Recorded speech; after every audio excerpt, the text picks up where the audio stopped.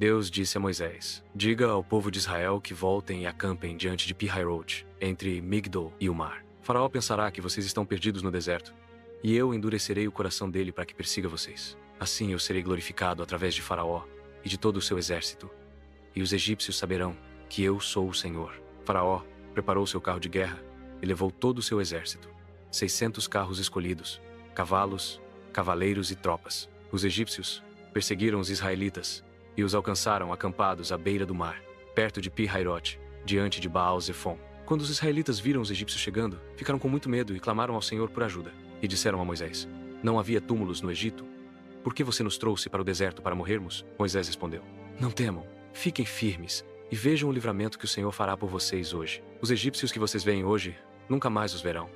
O Senhor lutará por vocês. Confiem e se calem. Então o Senhor disse a Moisés: por que clamas a mim? Dize aos filhos de Israel que marchem. E tu, levante seu cajado. Estenda a mão sobre o mar e as águas se dividirão, para que o povo passe em terra seca.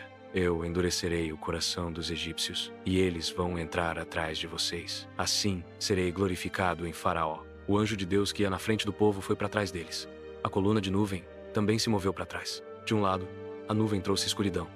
Do outro, iluminava, impedindo de se aproximarem. Então Moisés estendeu sua mão sobre o mar, e o Senhor fez retirar o mar por um forte vento oriental toda aquela noite. O mar se dividiu e formou muralhas de água à direita e à esquerda, abrindo o caminho seco, e o povo de Israel começou a atravessar. Os egípcios os perseguiram, e todos os cavalos de Faraó, seus carros e seus cavaleiros entraram atrás deles no meio do mar. E aconteceu que, na vigília da manhã, o Senhor perturbou o exército dos egípcios, e tirou-lhes as rodas dos carros, e fê-los andar com dificuldade. Então os egípcios disseram: fujamos de Israel, porque o Senhor luta por eles contra os egípcios. O Senhor disse a Moisés: estende tua mão sobre o mar, para que as águas tornem sobre os egípcios, sobre seus carros e cavaleiros. E as águas tornaram, e cobriram os carros e cavaleiros de todo o exército de Faraó.